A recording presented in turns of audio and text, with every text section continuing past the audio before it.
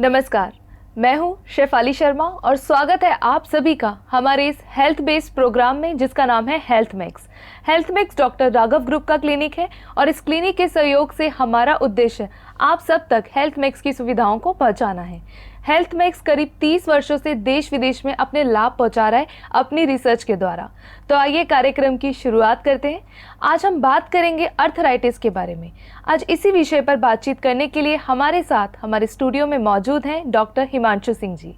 Doctor, आपका बहुत बहुत स्वागत है हमारे शो में। Thank you. डॉक्टर, सबसे पहले हम आपसे यही चाहेंगे कि आप हमारे दर्शकों को अर्थराइटिस की प्रॉब्लम के बारे में बताएं। देखिए, अर्थराइटिस जैसे कि नाम से पता चल रहा है, आइटिस जिस चीज़ में भी आता है वो कहा जाता है inflammation of any part of the joint, मतलब कि किसी भी जोड़ का सूजन का हो जाने को अर्थराइटिस कहा जाता है जी। वो सूजन अगर लंबा लास्ट करती है, अगर मान लीजिए किसी को चोट लगी और वो थोड़े दिन के लिए सूजन थी और वो सबसाइड हो गई तो कोई बात नहीं। अगर वो लंबा लास्ट करती है तो वो दो तरह की बीमारियां पैदा करती है।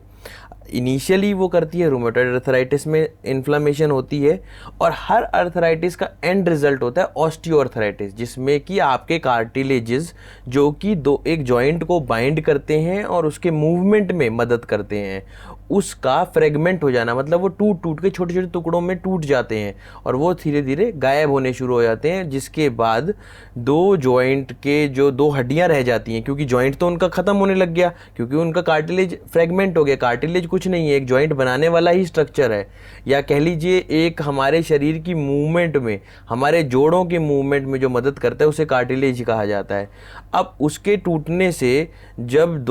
वो एक हिस्सा था जिससे कि आपका जॉइंट ऐसे ऐसे मूव कर रहा था, अब वो हिस्सा का गायब होने की वजह से क्या होगा कि जॉइंट आपस में रगड़ने शुरू हो जाएंगे, मतलब कि दो हड्डियां आपस में रगड़ खानी शुरू हो जाएंगी, और जब दो हड्डियां आपस में रगड़ खाएंगी तो जाहिर सी बात है कि वो कंडीशन में पेशेंट जो है मूवमेंट ख़त्म होती चली जाएगी और वो बेड रिडन हो जाएगा और असलियत में जॉइंट ख़त्म हो जाता है, ये जॉइंट स्पेस बिल्कुल रिड्यूस हो जाती है। तो इस तरह से अर्थराइटिस तो है सूजन, किसी जोड़ का होना, और उसके दो तरीके के टाइप्स हैं, रूमेटॉइड अर्थराइटिस और ऑस्टियोआर्थराइटिस, जो मेन प्रमुख टाइप हैं। ऐसे तो अर्थराइटिस के बहुत सारे टाइप्स हैं मगर मेन प्रमुख टाइप, और हर अर्थराइटिस का आखिरी का नतीजा जो है वो ऑस्टियोआर्थराइटिस है, जिसमें कि जोड़ कंप्लीटली ख़त्म हो जाता है, तो इसे कहा जाता है अर्थराइटिस। डॉक्टर हिमांशु, अभी अभी आपने हमें अर्थराइटिस के बारे में बताया, अब मैं आपसे जानना चाहूंगी इसका कारण क्या है। देखिए, कारण अर्थराइटिस के बहुत सारे कारण हैं। अगर हम बात करते हैं रूमेटॉइड अर्थराइटिस की, जिसमें कि छोटे जॉइंट्स पहले उन असर में आते हैं और उसके बाद बड़े जॉइंट्स पे असर होना शुरू होता है बीमारी का, जिसमें कि सारे जॉइंट्स में डिफॉर्मिटी पैदा होनी शुरू हो जाती है, मतलब वो डिसफिगरमेंट भी होने शुरू हो जाते हैं और कंप्लीट लॉस ऑफ बॉडी का मूवमेंट होना शुरू हो जाता है। वो बीमारी जो होती है वो तो ऑटो इम्यून डिसऑर्डर है, जैसे हमने एक पिछले प्रोग्राम में भी बात करी थी, या आगे भी हमने ऑटो इम्यून डिसऑर्डर्स की बहुत सारी बीमारियों के बारे में बात की है। उसी श्रृंखला में ये भी एक इस तरह की बीमारी है जो कि एक ऑटो इम्यून डिसऑर्डर है, अपने आप होने वाली बीमारी, जिसमें होता क्या है कि जो हमारी जो इम्यून सिस्टम होता है वो हमारे बोन्स के अगेंस्ट, पहले जब हम सोरियासिस की बात करते हैं तो वो स्किन के अगेंस्ट इम्यून सिस्टम काम करता है और वो बीमारी पैदा करता है स्किन सेल्स के डेड कर। इसमें क्या होता है कि जॉइंट्स को वो सोचता है कि ये बाहर का जॉइंट है, एक फॉरेन बॉडी का जॉइंट है जो कि हमारे शरीर में किसी ने फिट कर दिया या लगा दिया है, तो उस पर अटैक करके उसको जो है ख़राब कर देता है। उस जॉइंट में सूजन आती है, टेंडरनेस आती है, हीट, गर्म होने लगता है वो जॉइंट। छुओगे आप किसी भी गठिया के पेशेंट को या जोड़ों के दर्द के पेशेंट को तो देखोगे कि वो नॉर्मल बॉडी टेम्परेचर से थोड़ा गर्म रह रहा है जॉइंट। इसके अलावा उसकी मूवमेंट धीरे धीरे करके ख़त्म होनी शुरू हो जाती है, कार्टिलेज डैमेज होता है, साइनोवियल फ्लूइड भी जो है या तो वहाँ पे जो पहले का पड़ा हुआ है वो इकट्ठा होना शुरू हो जाता है या वो धीरे धीरे रिसना शुरू हो जाता है, मतलब कि सूखना शुरू हो जाता है, और जॉइंट जो है कम्प्लीटली लैक ऑफ लुब्रिकेशन के कारण कह लीजिए और कार्टिलेज ना होने के कारण आपस में रगड़ खाता है और कंप्लीट जो जॉइंट का स्पेस है वो ख़त्म हो जाता है। दो हड्डियाँ जब रगड़ खाएंगी तो जाहिर सी बात है वो घिसेंगी, और जब वो रगड़ खाएंगी तो दर्द भी पैदा करेंगी। तो मेन चीज़ यहाँ पे ये देखी जाती है कि रूमेटॉइड अर्थराइटिस में अपने आप होने वाली बीमारी के कारण उसको जो है सबसाइड करना ज़रूरी है ताकि वो बीमारी फर्दर लॉन्ग प्रोग्रेस ना करे। अगर वो बीमारी प्रोग्रेस करती है या तो हम उसको सबसाइड करते हैं या फिर उसको स्टॉप करते हैं, रोकते हैं। अगर वो प्रोग्रेस करेगी तो सारे जोड़ धीरे धीरे करके, कईयों की उंगलियां, पैरों में नमनेस आती है, दूसरी दिक्कतें पैदा करती है वो तो, क्योंकि वो लंबर की आपकी बोन वर्टिब्रास को भी इफेक्ट करती है, आपके हिप जॉइंट को भी, आपके नी जॉइंट को भी, एंकल को भी, उंगलियों को भी और एल्बो जॉइंट को भी, शोल्डर को भी। तो आप सोचिए कि जब बॉडी में सारे ही जॉइंट्स इफेक्ट होने शुरू हो जाएंगे तो मूवमेंट रहेगी नहीं, मूवमेंट नहीं रहेगी तो पेशेंट बेड रिडन होगा, बेड रिडन होगा तो उसकी जो सांस लेना है वो भी कम होता चला जाता है, क्योंकि जब पेशेंट बेड रिडन होता है तो एक ही पोजीशन में लंबा ज़्यादा देर तक रहने की वजह से या तो बेड सोर्स डेवलप करता है जी। अगर बेड सोर्स डेवलप नहीं करता तो उसकी जो केज होती है, जो आपकी लंग्स का एरिया है, वो छोटा होना शुरू हो जाता है, संकुचित। जब वो छोटा होना शुरू होता है तो सांस लेना या छोड़ना दोनों मुश्किल होते हैं। तो अल्टीमेटली ज़्यादा दिन बेड रिडन रहने से कई लोगों को तो जॉइंट्स मतलब वर्क कर नहीं रहे हैं, बेड रिडन है, तो कई लोगों को तो आपका गैंग्रीन सेट इन होकर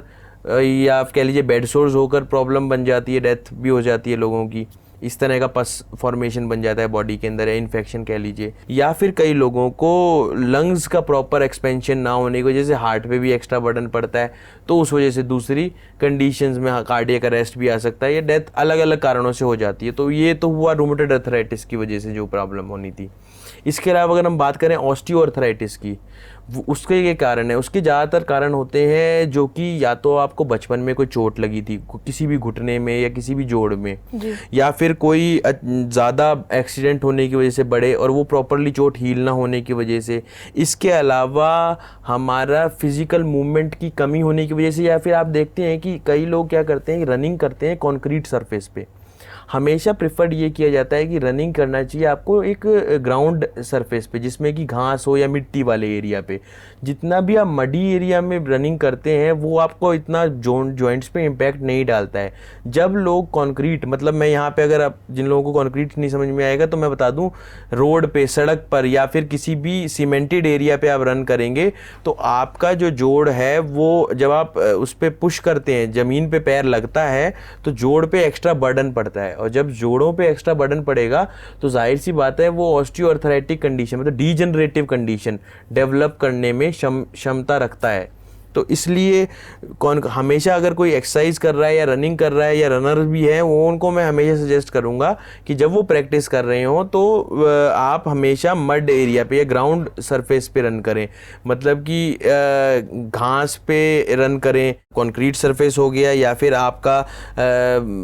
सीमेंटेड एरिया, उनको अवॉइड करें। इसके अलावा अगर हम कॉज की बात करें ऑस्टियोआर्थराइटिस के में, तो वेट, कई लोगों को ओबेसिटी इतनी होती है या वजन इतना ज़्यादा बढ़ने लगता है तो आपके जॉइंट्स अल्टीमेटली क्या होना है, नी जॉइंट्स ने बेयर करना है सारा वजन, और नी जॉइंट अगर आपकी बॉडी का ऊपर का एरिया भारी होता जाएगा तो जाहिर सी बात है एक जोड़ पे असर होगा और उससे क्या होगा कि आपकी चाल भी बदलेगी। जब आपके एक जोड़ पे असर होगा तो आप क्या करोगे, जो आपका टांग ठीक चल रही है या जो जॉइंट ठीक चल रहा है उस पर आप वेट देना शुरू करोगे, तो धीरे धीरे क्या होगा कि जो दर्द एक जॉइंट में था वो दर्द दूसरे जॉइंट में भी शिफ्ट होना शुरू हो जाएगा। क्यों? क्योंकि आपने एक में दर्द था तो दूसरे पे आप सारा वजन डालोगे, और बॉडी का वेट ज़्यादा है तो जाहिर सी बात है दूसरे पे भी वजन पड़ते पड़ते दोनों में एक गठिया की कंडीशन डेवलप हो जाएगी, जिसको हम नॉर्मली कहते हैं ऑस्टियोआर्थराइटिस का होना। और हर एक अर्थराइटिस में जिसमें भी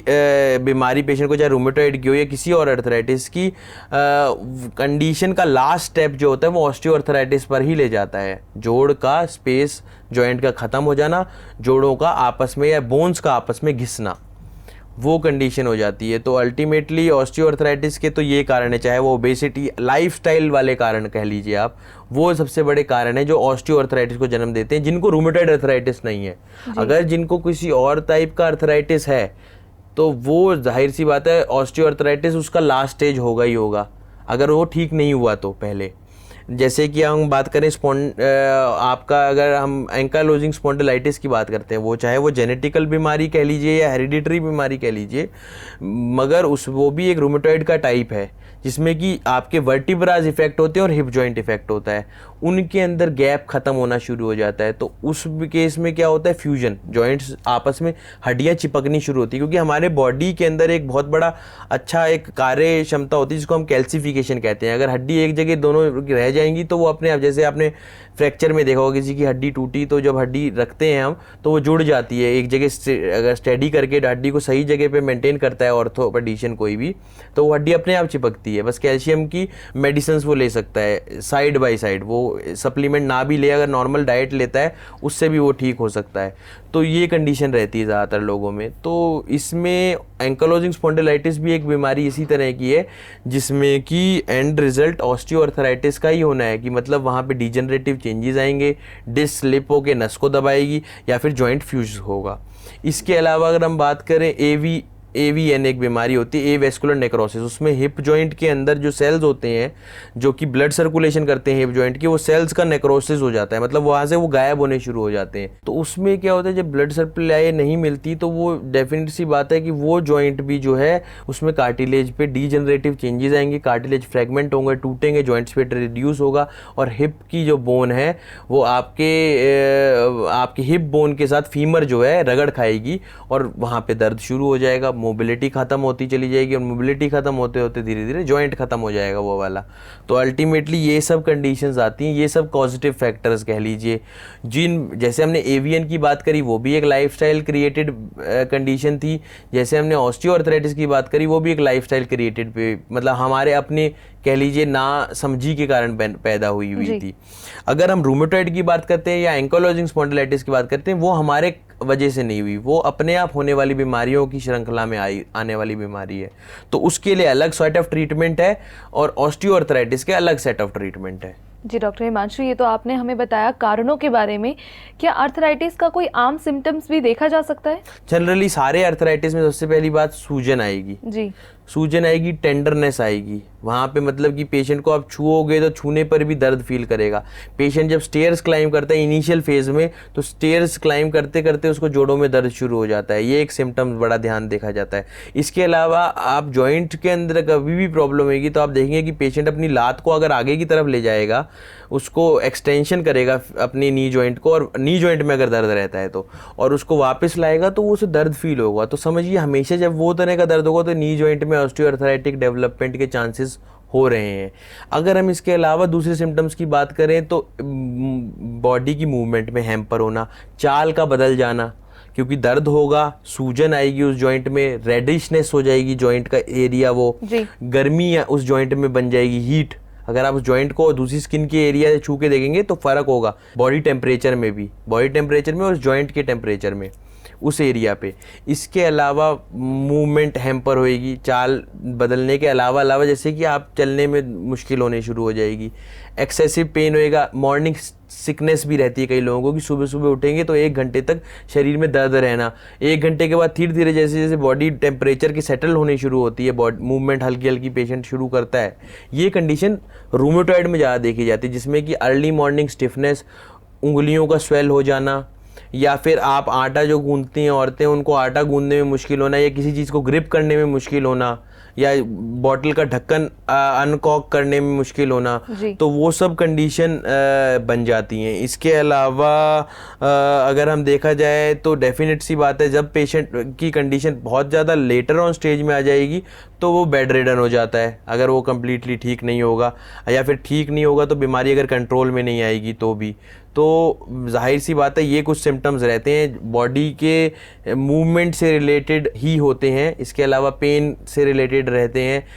इन्फ्लेमेशन सूजन से रिलेटेड रहते हैं, और टेंडरनेस से रिलेटेड रहते हैं। तो ये कुछ सिम्टम्स हैं जिनको देख के आप फिजिकली ये पता लगा सकते हैं कि हाँ ये केस जो है एक रूमेटॉइड अर्थराइटिस का, ये एक ऑस्टियोआर्थराइटिस डेवलपमेंट के केस है। जी डॉक्टर हिमांशु, अर्थराइटिस को डायग्नोस करने के लिए किस तरह के टेस्ट अवेलेबल हैं या किस तरह के टेस्ट करवाए जा सकते हैं? देखिए ये आपने बहुत अहम क्वेश्चन पूछा, क्योंकि हम जब बात करते हैं अर्थराइटिस की तो बहुत सारे अर्थराइटिस के टाइप्स हैं जी। तो उनको हमने डिवाइड करना है अलग अलग अर्थराइटिस में, कि भाई इस पेशेंट को आपने अगर स्क्रूटनाइज करना है कि एग्जैक्टली किस तरह का अर्थराइटिस इस पेशेंट को है, तो उसके लिए बहुत अलग अलग टेस्ट हैं। अगर हम बात करें रूमेटॉइड अर्थराइटिस की, तो ये रूमेटॉइड अर्थराइटिस के लिए सबसे अहम टेस्ट होता है ब्लड के थ्रू। आप RA फैक्टर का टेस्ट कराते हैं कि रूमेटॉइड फैक्टर जो है, आर्थराइटिस फैक्टर पेशेंट में क्या पॉजिटिव है या नेगेटिव है,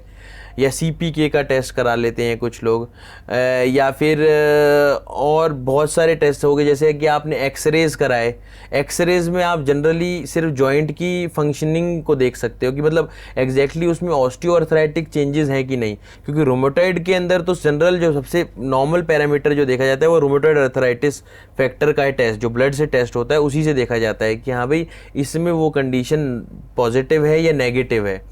इसके अलावा और फर्दर डाउन टेस्ट नहीं होता। मगर ऑस्टियोआर्थराइटिस की कंडीशन में आप MRI, CT स्कैन्स या एक्सरे तीनों ही जांचें करा के देख सकते हैं कि इस बोन की जॉइंट में या इस जोड़ में किस तरह की कंडीशन डेवलप हो रही है, क्या वो अर्ली ऑस्टियोआर्थराइटिक चेंजेस है या फिर कोई काफ़ी मॉडरेटली ऑस्टियोआर्थराइटिक हो चुका है या फिर बहुत ज़्यादा लास्ट क्रिटिकल स्टेज में है कि जॉइंट प्रेस जो जॉइंट स्पेस है बेसिकली कंप्लीटली रिड्यूस्ड है, या वो कंडीशन तो नहीं है। तो इसमें बहुत अलग अलग टेस्ट हैं, मगर मेन जैसे 2 टेस्ट अगर हम कहें तो एक ब्लड से होता है जो कि ऑटो इम्यून डिसऑर्डर को बताता है, या फिर दूसरा टेस्ट MRI, CT स्कैन्स या फिर एक्सरेज वो बता सकते हैं कि भाई इस पेशेंट को ऑस्टियोआर्थराइटिस तो नहीं है। क्योंकि जैसा मैंने शो के स्टार्टिंग में भी बोला, ऑस्टियोआर्थराइटिस हर एक बीमारी का एंड वो है रिजल्ट या एंड स्टेज कह लीजिए अर्थराइटिस के केस में। मगर कभी कभार हर एक लोगों को ऑस्टियोआर्थराइटिस, कई लोगों को रूमेटॉइड आर्थराइटिस ना होकर केवल ऑस्टियोआर्थराइटिस हो जाता है क्योंकि वो एज रिलेटेड भी है। जैसे 30 या 35 या 40 साल में या 42 साल में या फिर मीनोपॉज के बाद लेडीज़ में ज़्यादातर देखा जाता है कि उनके हार्मोनल इम्बैलेंस हुआ, उसके बाद अर्थराइटिस सेट इन होने लग गया, जोड़ों में दर्द फील शुरू होने लग गया, या आप कह लीजिए वेट गेन हुआ उसकी वजह से जोड़ों में दर्द शुरू हो गया। तो उन केसेस में उनको रूमेटॉइड ना होके ऑस्टियोआर्थराइटिस की कंडीशन होती है। तो ऑस्टियोआर्थराइटिस के टेस्ट जैसे हमने बताया एक्सरे, MRI या CT स्कैन, और रूमेटॉइड के लिए RA फैक्टर का टेस्ट करा सकते हैं, या CRP पॉजिटिव तो नहीं है वो दिखा सकते हैं, या फिर आपका CPK तो जनरली जेनेटिकल डिनोट करता है, जेनेटिकल प्रॉब्लम में जैसे कि मस्कुलर डिस्ट्रॉफी हो गया या दूसरी कंडीशंस में। बट RA फैक्टर एक प्रमुख टेस्ट होता है। इसके अलावा हीमोग्लोबिन या ESR लेवल, इन्फ्लेमेशन को हम ESR लेवल देखकर भी लगा सकते हैं। तो कंप्लीट हीमोग्राम कराए, वो RA फैक्टर पॉजिटिव है कि नेगेटिव है उसका टेस्ट करा ले, CPK का टेस्ट करा ले। ये दूसरे टेस्ट हैं वो MRI, CT स्कैन जो मैंने पहले बताए, वो सारे के सारे आप ऑस्टियोआर्थराइटिस के संबोधन में टेस्ट कर सकते हैं। जनरली ये जी डॉक्टर हिमांशु, आपने हमें बताया कि किस तरह के टेस्ट करवा सकते हैं और पता लगा सकते हैं कि किसी को भी आर्थराइटिस की प्रॉब्लम है या नहीं। अब मैं आपसे जानना चाहूँगी डाइट का कितना महत्वपूर्ण रोल है इस प्रॉब्लम में। देखिए, अगर हम बात करें रूमेटॉइड आर्थराइटिस की, तो रूमेटॉइड आर्थराइटिस में तो डाइट का रोल है भी या नहीं भी, क्योंकि वो ऑटोइम्यून डिसऑर्डर है जैसा कि हमने बताया, अपने आप होने वाली बीमारी, तो उसमें डाइट इतना अहम रोल प्ले नहीं करती। मगर अगर मान लीजिए कोई ओबेस है तो डेफिनेटली वो सिम्टम्स जो हैं एग्रीवेट हो सकते हैं, ज़्यादा बढ़ सकते हैं। तो उन सिम्टम्स को बढ़ने ना देने के लिए बैलेंस डाइट का सेवन करें। मगर ऑस्टियोआर्थराइटिस बीमारी के अंदर जो कि सिर्फ एक जोड़ में दर्द हुआ, सूजन ना आके शुरुआत में मूवमेंट हैम्पर हुआ, फिर दर्द इस तरह का बढ़ा, उसने एक्सरे करा के देखा तो जॉइंट स्पेस रिड्यूस हो रहा है, उस कंडीशन में जो जो कारण है, जैसे कि आपका गलत तरीके से चलना, या फिर अगर मान लीजिए कई लोग क्या करते हैं, रूमेटॉइड ऑस्टियोआर्थराइटिस शुरू हुआ, नी कैप पहनने से परहेज करते हैं। नी कैप का फायदा ये होता है कि किसी को नी में ऑस्टियोआर्थराइटिक डेवलपमेंट हो रही है तो वो स्टेबलाइज कर देता है उस एरिया को। जब उस एरिया को स्टेबिलिटी मिलती है तो हमेशा ये देखा जाता है कि उस एरिया को वो और ज़्यादा डिफॉर्म नहीं होने देता। जैसे मान लीजिए किसी की 2 जॉइंट्स हैं, वो अंदर की तरफ जा रहे हैं, मीडियली जा रहे हैं, लेटरली खिसक रहे हैं बाहर की तरफ और आगे जाके जुड़ने की तैयारी कर रहे हैं, तो उसमें अगर आप नी कैप पहनेंगे तो वो बाइंडेड रहेंगे, जो मूवमेंट रहेगी वो उसकी रिस्ट्रिक्टेड रहेगी। तो